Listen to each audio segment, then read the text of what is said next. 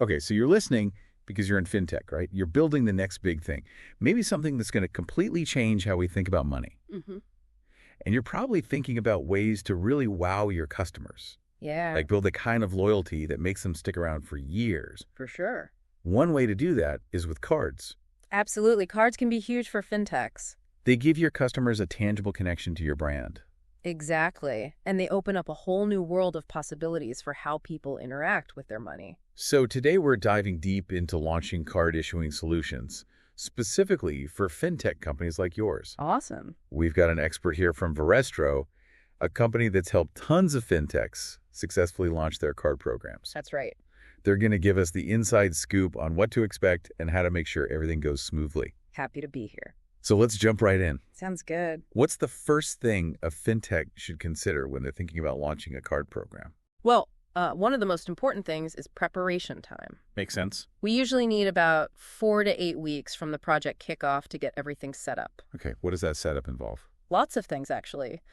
We've got to set up your dedicated environments, integrate with Apple and Google Wallet, and make sure your logo looks good with 3DS. Right, 3DS, that's that extra security step you see during online purchases. Yeah, exactly. So that all takes time. But when can the fintechs team actually start getting their hands dirty? Oh, the fintechs team can start playing around much earlier. Okay. We usually give them sandbox access and API documentation within 2 to 3 weeks. That's great, so they can get a head start. Exactly. It gives them a chance to explore the system, see how everything works. So beyond that initial setup, what's another area where fintechs often run into trouble? Testing. Right? You can't just launch a card program without making sure it actually works. Definitely. I mean, it's awesome to see that first successful transaction, Yeah. online or at a point of sale terminal. Oh yeah, it's a great feeling. But honestly, it's just the tip of the iceberg. So what kind of testing should fintechs be doing? They need to test all sorts of scenarios. Think about what happens if a transaction needs to be reversed or if someone wants a refund. Oh yeah, those edge cases. Yeah, and don't forget that a card payment involves a whole bunch of different players. Like who? Well, there's the acquirer who processes the merchant's payment. Okay. Then there's the issuer in the payment network like Visa or MasterCard. Right. They set all the rules. And sometimes there are other partners involved too. Wow. It's a whole ecosystem. Yeah, and if all those players aren't communicating correctly, things can go wrong, especially with refunds. Yikes, that sounds like a recipe for disaster. It can be so thorough.